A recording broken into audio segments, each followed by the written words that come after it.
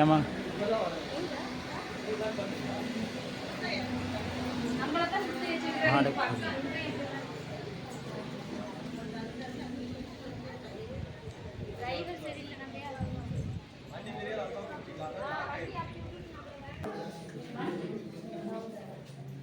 அப்படியே வடி சௌந்தரநாயகி அம்பிகா சமேத கொஞ்சம் வழி விடுங்க. சௌந்தரநாயகி அம்பிகா சமேத சங்காரண்யேஸ்வர சுவாமி பரிபூரண கிருபா கடாட்ச சித்தியர்த்தம் சௌந்தரநாயகி அம்பிகா சமேத சங்காரண்யேஸ்வர சுவாமி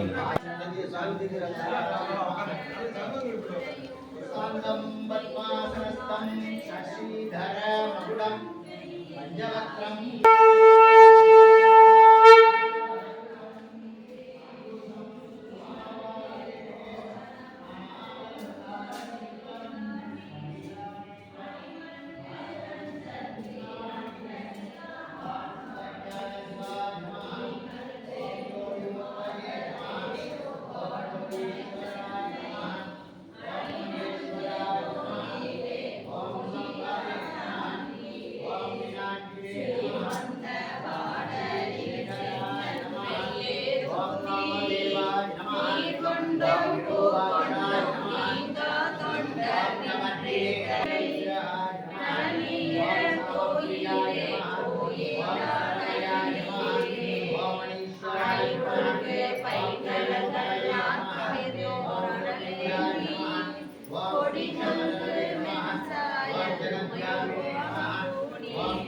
மகாவிஷ்ணு சிவபெருமான பூஜை பண்ணி சங்கு வாங்கின கஷேத்திரம் இங்கே தான். மகாவிஷ்ணு சங்கு கொடுத்தது இங்கே தான். மகாவிஷ்ணு தபஸ்கோலம் தனண்ட பிரகாரத்தில் இருப்பார். அது இப்போ இங்கே மூவரு கிருஷ்ண பாக்கியம் உண்டு. பிரம்மா விஷ்ணு ருத்ரன் என்ற மகாவிஷ்ணு தபஸ்கோலம் தனண்ட பிரகாரத்தில் ருத்ரன் சுவாமி நடுப்புற இருக்காரு, பிரம்மா கோஷத்தில் இருக்கிறாரு.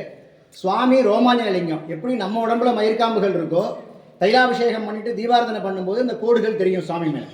அதனால் அதனுடைய சிறப்பு. எவ்வளவுதான் நம்ம அபிஷேகம் பண்ணாலும் சங்கில் எப்படி ஜலம் தேங்கி இருக்குமோ அதுமாரி சுவாமி அவடையால ஈரம் இருந்துகிட்டே இருக்கும். இது சுவாமியினுடைய சிறப்பு. பௌர்ணமி அமாவாசையில் குளத்தில் ஸ்நானம் பண்ணிட்டு நெய் தீபம் போட்டோம்னா மகப்பேர் இருக்குது, வயிற்று வலி நீங்கிடுது அப்படின்னு சொல்லியிருக்கிறாங்க. அது நடைமுறையில் இப்போ பார்த்துட்டு இருக்கோம். அது மாதிரி தான் இருந்துகிட்டு இருக்கு. இந்த கோயிலில் அங்கே ஒரே ஒரு திருவிழா தான் நடக்கும். வைகாசி விசாகம் 5 நாள் நடக்கும். அதுதான் திருவிழா அந்த கோயிலில். பாக்கி பிரதோஷம் பௌர்ணமி வழிபாடு உண்டு. இதுதான் சார்.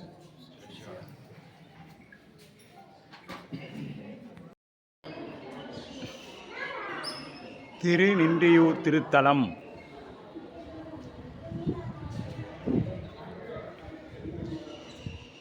நல்ல மழை வருகின்ற நேரமாக இருக்கிறது. பெருமானி